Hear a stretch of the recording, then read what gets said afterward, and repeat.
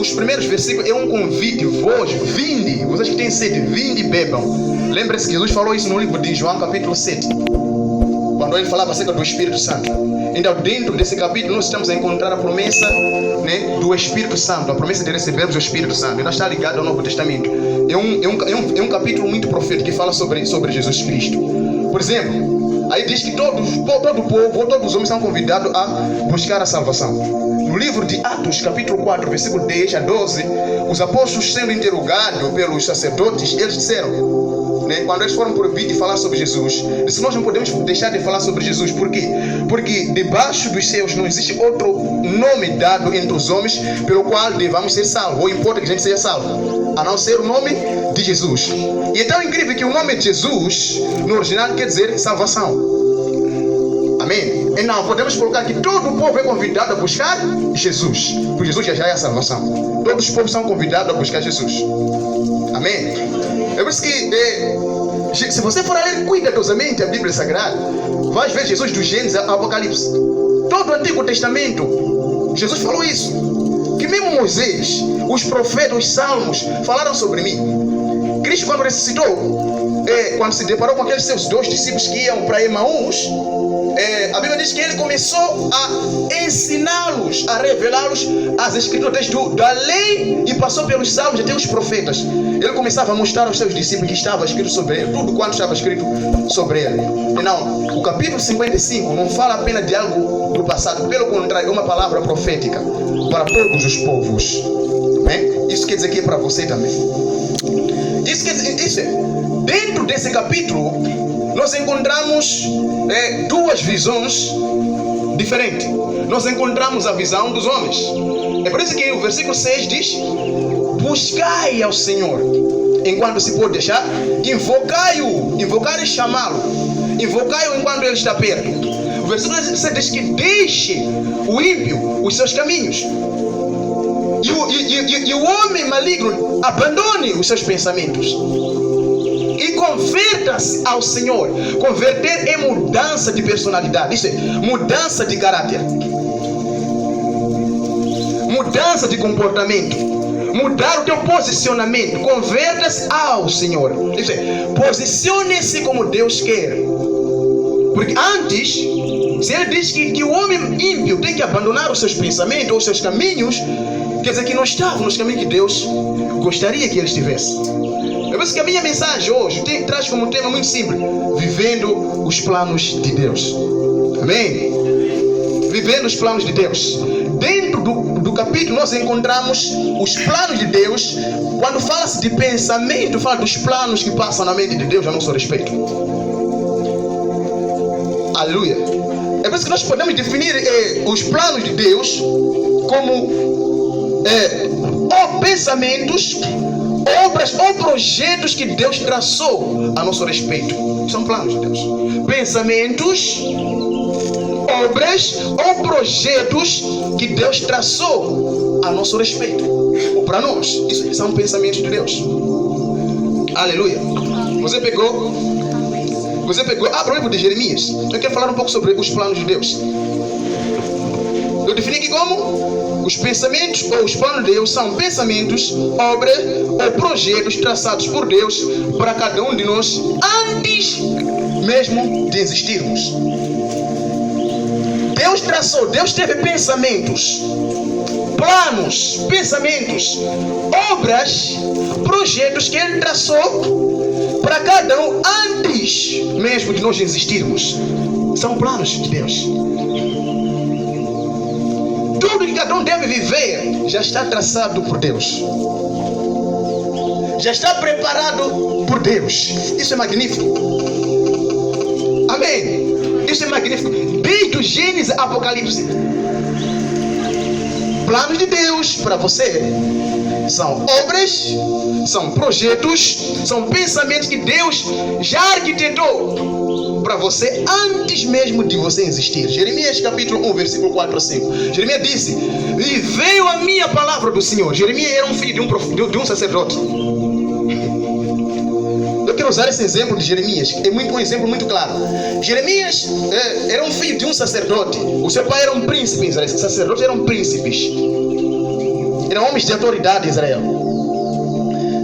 Jeremias 1:4. E veio a mim a palavra do Senhor.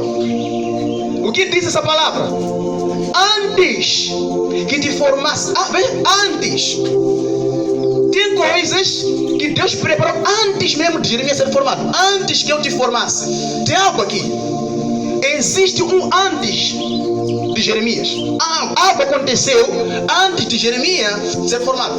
Antes que te formasse no ventre, te conhecia. Em outras palavras, já tinha plano contigo.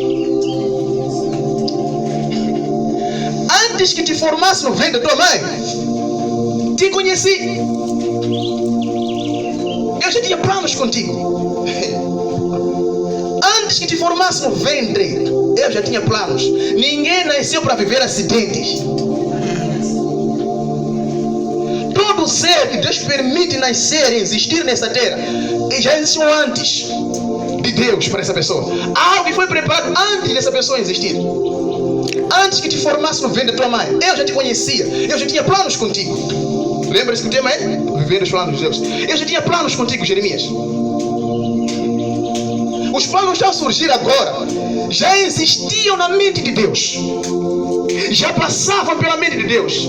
Deus já tinha arquitetado todos os planos. O que eu devo viver, o que eu tenho que alcançar na vida. Deus já tinha... Eu não sei se você consegue me entender. Já tinha arquitetado tudo. Já tinha preparado tudo. Ainda estou te falando, Jeremias, que antes de eu te formar no ventre da tua mãe, eu já te conhecia. Eu já tinha planos contigo, já tinha pensado em você. E para melhorar ainda, e antes que saísses, antes de nascer, antes que saísses, eu já tinha te separado. Isso é, Deus revela que tinha um plano com Jeremias, e Deus revela qual é esse plano. O plano era ser profeta para as nações. Ser profeta não é você nasceu aí, viu outros são profetas, você vê, eu também sou profeta. Não é isso. As pessoas já nascem profetas.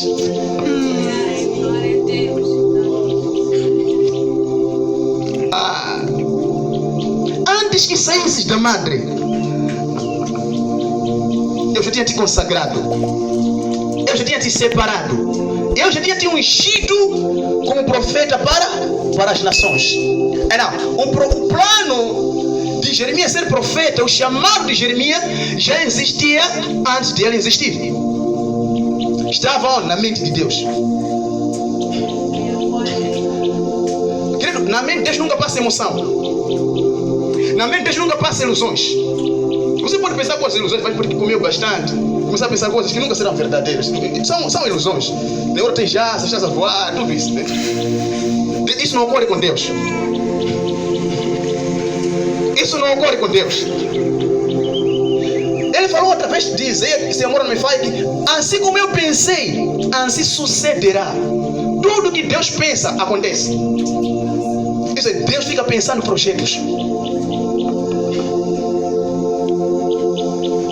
Não passa nenhum pensamento por acidente na mente de Deus. Ele tem poder de materializar o que ele pensa. É por isso que se alguns aqui fossem Deus, já teriam deixado desse mundo talvez 10 vezes. Porque creio que você já pensou na destruição dos ímpios, né? Deus não, porque se Deus pensar, vai acontecer. Amém. É por isso que é muito perigoso. Escute o que eu vou falar aqui. É muito perigoso você tentar fugir do chamado de Deus. Você lembra de Jonas? Jonas se tornou profeta naquele dia quando Deus queria enviar para Nínive. Jonas existiu naquela geração porque Deus já tinha projetado que ele seria um profeta para profetizar em Nínive. Razão pela qual quando ele tentou fugir do chamado, a única opção era ir matar. Era a única opção que Deus tinha. Você vai ver que Jonas morreu no ventre da baleia.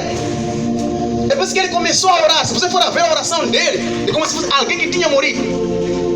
Como se alguém está 3 dias no ventre de uma baleia. 3 dias no ventre de uma baleia. Lembra-se que o homem não foi feito para ver a baleia.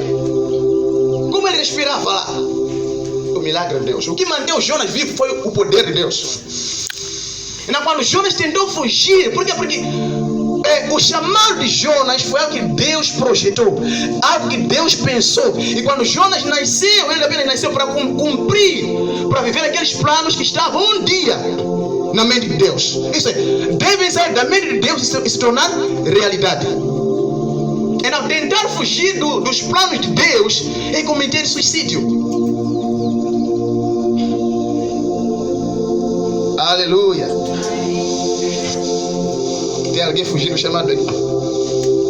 Antes que saísse da mata, eu já tinha te consagrado como profeta. Deus já tinha separado Jeremias antes mesmo. E por isso eu falei que o que Deus preparou, não preparou agora, Ele preparou antes da nossa existência. Existimos apenas para a gente viver o que já estava na mente dele. Existimos apenas para vivermos o que estava na mente dele. Abra o livro de 1 Coríntios 2, 9 a 10. Eu quero te revelar aqui que tem planos. Existem planos, obras, projetos que Deus arquitetou antes de você existir. E é para você. E é nesta vida. Paulo está falando no livro de 1 Coríntios capítulo 2, 9 a 10. O que o olho não viu, o que o ouvido não ouviu, onde não viu, nem subiu ao entendimento dos homens, é o que Deus, está escrito assim? É o que Deus preparou. Não vai preparar, já preparou, já está tudo preparado.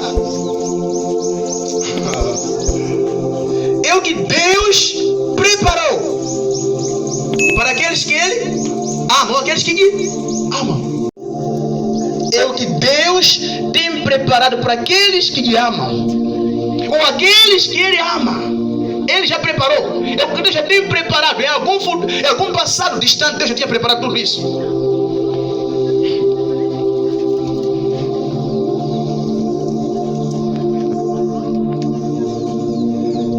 Existem coisas que você não sabia, mas Deus preparou para você. Você não é um Zé ninguém neste mundo aqui. Os homens podem não saber sobre você, nada sobre você. Podem não saber sobre a tua existência, que existe alguém com nome tal.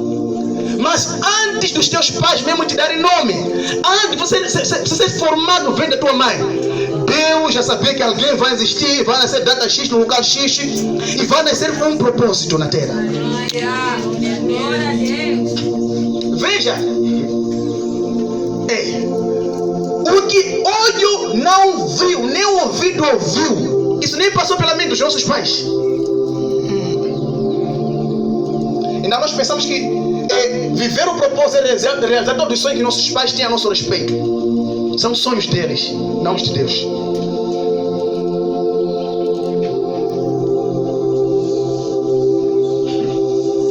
Assim como os teus pais, os sonhos dos teus pais surgem quando você nasce. Os de Deus surgiram antes de você ser formado no ventre da tua mãe. Ai, ai, ai.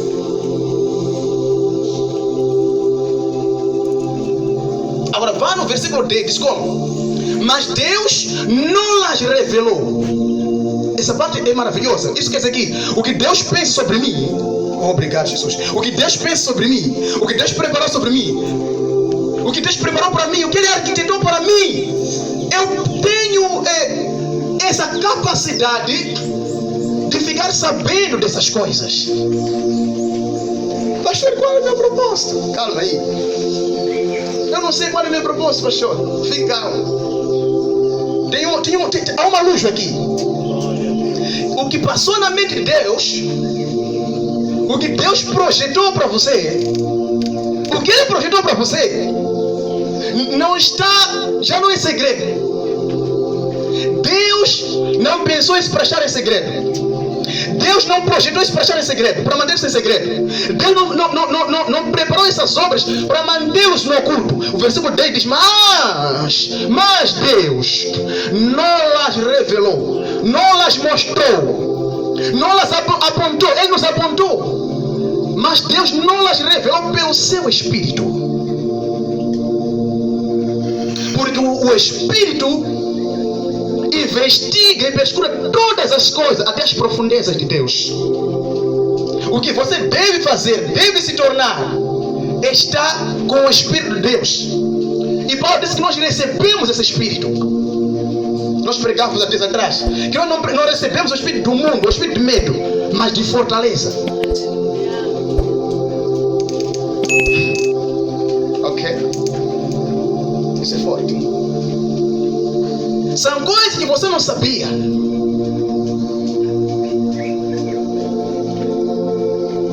Ninguém aqui deve se sentir realizado, bem-sucedido, até que se encaixe com os propósitos de Deus.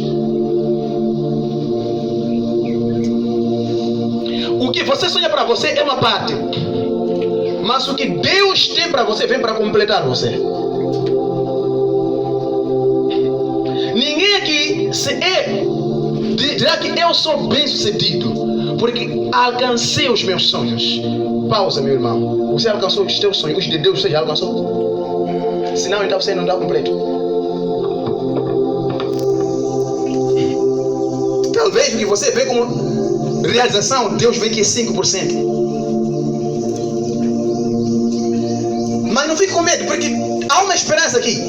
Que o Espírito de Deus, o mesmo Deus que formou você, preparou você, enviou você ao mundo, Ele te revelará os seus planos, os seus pensamentos, as suas obras, através do seu Espírito. Aleluia.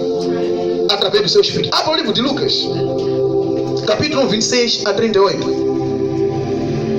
Apenas quero mostrar a você que já existem coisas ou planos, projetos que Deus tem preparado para você. E preparou isso antes da tua existência.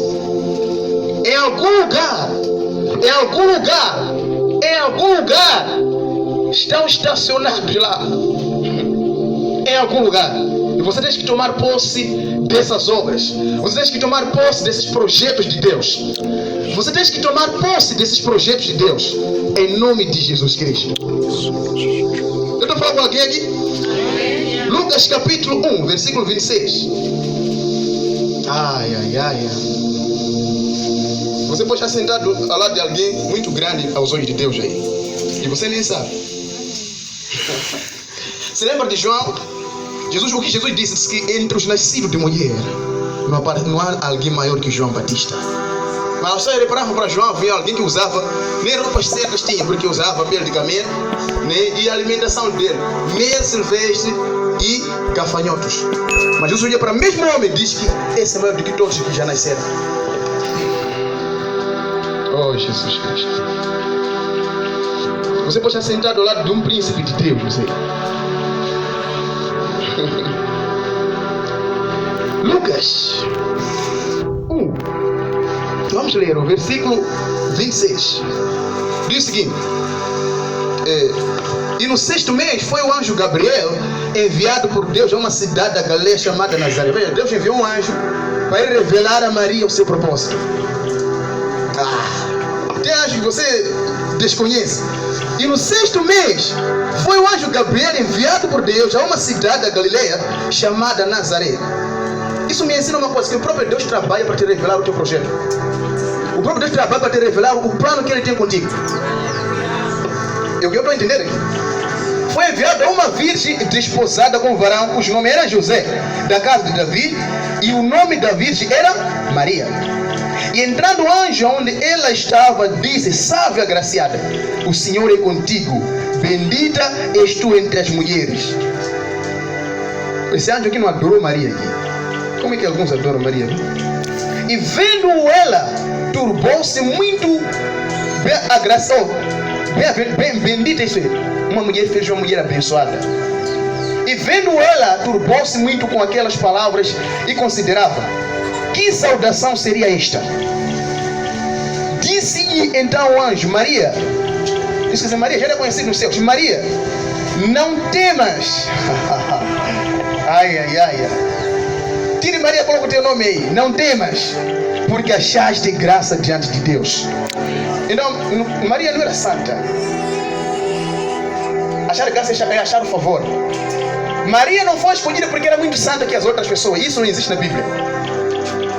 Maria foi escolhida porque apenas achou graça aos olhos de Deus. Não é a santidade de Maria que atraiu aquele anjo para a vida dela. Não é a santidade dela, é que ela apenas achou graça. Deus decidiu dizendo que é Maria que eu vou usar. Pronto. Não importa se outros vão gostar ou não, mas eu apenas escolhi que é Maria. Vamos continuar. Disse que então onde Maria não tem mais porque achaste graça, um favor imerecido. Não era a santidade dela.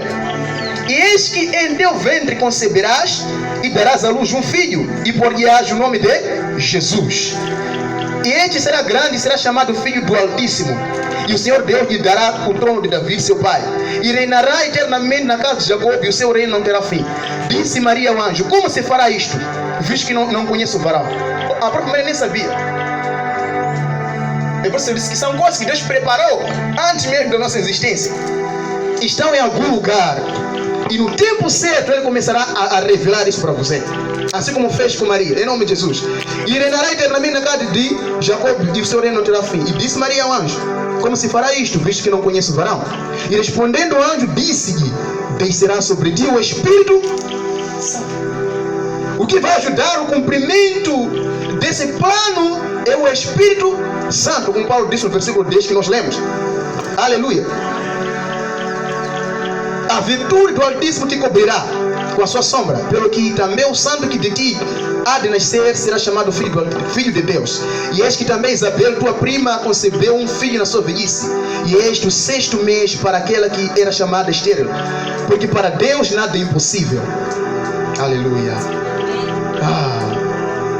Não é impossível para Deus realizar os planos que Ele tem a teu respeito. Eu estou a pregar profeticamente para você hoje. Não será impossível você realizar os projetos de Deus. Não será impossível. A vez que tudo é possível para aquele que crê. Se você crê que Deus pode realizar, Ele vai realizar em nome de Jesus Cristo. Aleluia. Ei, Jesus. Porque tudo é possível para Deus. Disse então Maria. Agora você tem que se atentar o que Maria disse. Disse então Maria.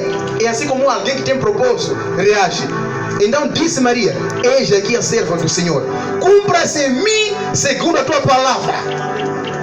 Isso tá bom, eu ouvi que Deus tem planos comigo. Cumpra-se em mim tudo o que o Senhor falou. Isso é, cumpra-se em mim segundo a tua palavra. E não, os planos de Deus são coisas que foram preparadas. E no tempo certo Deus começará a nos revelar. E graças a Deus que vou te ajudar hoje a perceber que Deus pode te revelar sem você perceber. Amém. Talvez você está esperando que um anjo desça novamente dos céus. Talvez venha um Gabriel, chamar nome: oh minha filha, eu vim aqui para dizer que você foi escolhido por Deus. Deus usa muitos anjos. Deus tem anjos nos céus, também tem anjos na terra. Você percebeu isso? Amém. Aleluia. Amém. Você se lembra no livro de Apocalipse? Jesus aparece a João e diz: o que você vê, escreva e envia aos 7 anjos das 7 igrejas. Se referia a quem? Eram homens que lideravam aquelas igrejas. Jesus considerava que eram anjos. Escreve isto para eles. Então Deus vai falar algo contigo hoje. Não espero ouvir a voz de anjo, aquele aí, brilhante. A voz de Deus pode falar contigo através da voz dos homens. Sabe, Deus de certa feita usou um burro para falar com um homem. Não, se de um burro pode vir uma lição. Imagine de homens iguais que Deus consagrou para tal. Aleluia. Você existe por causa desses. Esses planos motivaram a nossa existência. O que estou a fazer motivou a minha existência. Se não fosse para fazer o que estou a fazer, eu não teria existido. Lembra-se o que eu falei sobre Jeremias? Não foi Jeremias existir primeiro, foram os planos a serem traçados primeiramente. Jeremias vem depois dos planos. E não, os planos que nós temos que viver são esses planos que motivaram a nossa existência. Você acha que Deus, seria maldade demais da parte dele enviar alguém apenas para ser um Zé Ninguém no mundo? Isso seria maldade. Sério, é como se dissessemos que Deus nos enviou porque Ele quer nos ver a sofrer no mundo. Existem igrejas que pregam isso, que Deus quer que a gente sofra. As pessoas devem ser pobres, para eles é desse jeito. Ainda estamos a tentar trazer uma imagem muito errada sobre o nosso Deus. Então, esses planos são os planos que motivaram a nossa existência. Aleluia. São planos que motivaram a nossa existência. Abra o livro de João, capítulo 12, versículo 27 a 28. Amém. Os planos de Deus são eles que motivaram a tua existência.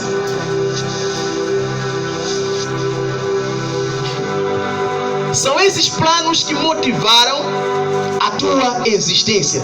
A saber como a missão profética de Jeremias foi o motivo da sua existência. Foi o motivo da sua existência. O livro de João, capítulo 12, 27 a 28. Veja o que Jesus falou aí. Diz o seguinte: agora minha alma está perturbada. E que direi eu? Pai, salva-me desta hora. Mas para isto vim. Jesus veio por causa de um certo momento aí. Para isto eu vim. Aleluia. E versículo 28 diz: Pai, glorifica o teu nome. Então veio uma voz do céu que dizia: já o tenho glorificado e outra vez o glorificarei. Mas leia novamente o versículo 27. E Jesus disse: para isto eu vim, exatamente por causa desse momento aqui.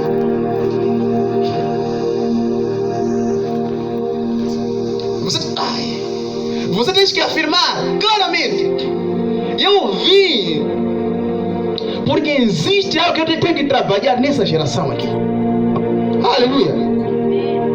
Jesus está dizendo que eu vim especialmente por causa desse momento. É por isso que eu não posso fugir desse momento.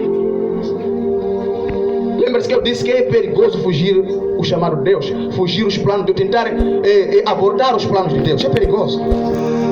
Você veio exatamente por causa desse momento. Você nasceu exatamente por causa deste propósito. Você nasceu nesta geração. Você nasceu numa geração certa. Eu já falo isso para muitas pessoas. Muitos ficam reclamando: o mundo, há muita maldade, coisas irão acontecer. Se você murmurar, o que vai resolver?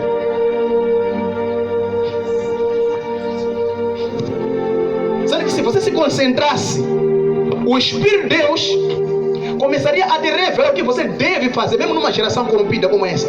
Paulo disse no versículo 15 de Filipenses capítulo 2, ele diz como: no meio de uma geração corrompida como esta aqui, resplandeça como astros. Isso é, a vossa missão é resplandecer, é glorificar Jesus, é mostrar às pessoas o caminho certo. Logo, nós, como luz ou luzeiros, viemos exatamente nessa geração por causa desse momento que nós estamos, por causa desse tempo que nós estamos, o tempo em que a iniquidade tem se multiplicado.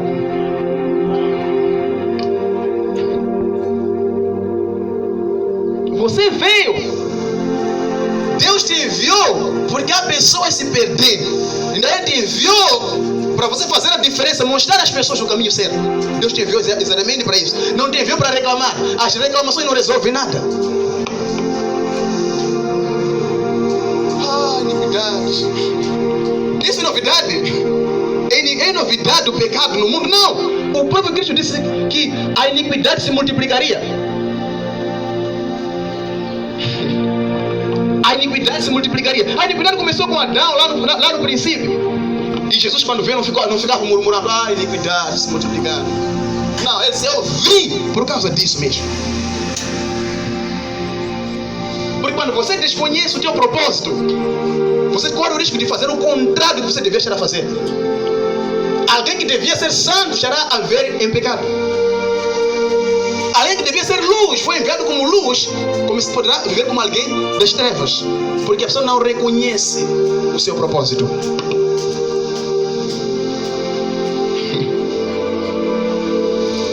No livro de João 18, vai no livro 18, no capítulo 18.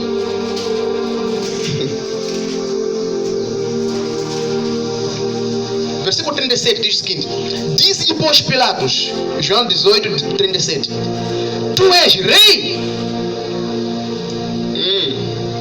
É aqui onde muitos se perdem. Deixa eu falar. O Pilato tentou dar um nome a Jesus, ou um cargo, né? Ele tentou dar um status, vamos colocar desse jeito. Aquele cuidado com os status do mundo. Tu és rei? responder se tu dizes que eu sou. Cuidado, você pensando que Deus te chamou para ser uma modelo ou uma modelo, não sei como se fala isso. Só ninguém te chamou para você ser uma missionária. Porque alguém acha que colocou aí, ei, oh, top, uma coisa que eles colocam aí. Oh, linda, uma coisa, você,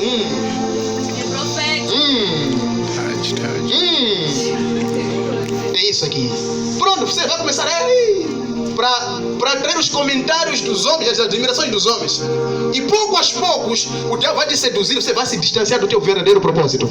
O mundo é sedutor. Lembre-se, a Bíblia diz que quando Jesus multiplicou os pães, o povo queria vir para lhe arrebatar, para de fazer o quê? Rei. Ele fugiu. A vez que eles disseram que esse é o profeta que devia vir ao mundo. E daí eles começaram a fazer plano, que vamos lhe levar e clamarmos como um rei. A Bíblia diz que quando Jesus ouviu, saiu e foi orar. Fugiu. Foi vigiar. Cuidado com os nomes, status que o mundo nos oferece. Muitos desses são armadilhas. Porque o diabo sabe que os homens gostam de nomes. Os homens gostam de elogios. Todo mundo gosta de elogio. Mas não se prenda a coisas que não tem nada a ver com o teu propósito. Eu estou pregando para alguém aqui. Não se prenda a coisas que não tem nada a ver com o teu propósito. Mas só, Jesus podia ter aceitado que ser rei até que é bom. Eu vou ser rei, vão me clamar rei aqui, eu serei rei, mas seria por um breve tempo. Se tu dizes que eu sou, agora veja. Por isso Jesus não se distraiu com aquele status, porque eles conheciam o seu propósito. Quem conhece o seu propósito, eu falo sempre isso. Não se acomoda em qualquer lugar. Quem conhece o seu propósito, não se acomoda em qualquer lugar. Não se atrapalha com qualquer coisa. Ok. Veja, vamos terminar o versículo. Jesus responde: tu dizes que eu sou rei. Agora veja, eu para isso nasci. Eu sei porque eu nasci. Ninguém vai me iludir aqui. Jesus, obrigado. Jesus. Eu para isso nasci.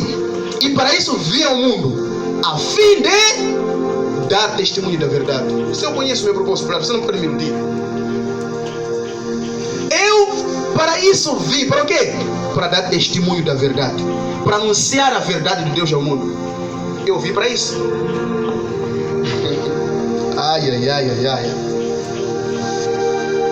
A fim de dar testemunho da verdade. Todo aquele que é da verdade ouve a minha voz. Por que Jesus não se distraiu? Porque ele conhecia os planos de Deus. Mais uma vez eu vou repisar isso, que a Bíblia diz que nós também podemos conhecer os nossos propósitos pelo Espírito Santo. Pelo Espírito de Deus. Aleluia. Abra o livro de Lucas 4. Vamos se alimentar das Escrituras hoje. Vamos ler a Bíblia. Lucas 4, 43.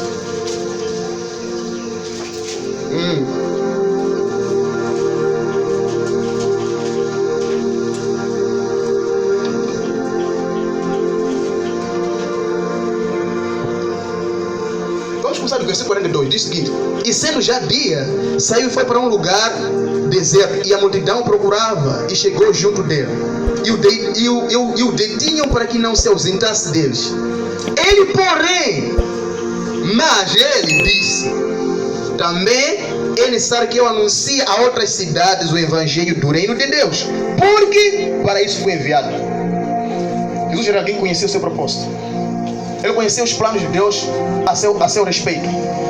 É por isso que ele não queria viver acidentes. Ele queria viver aqueles planos de Deus.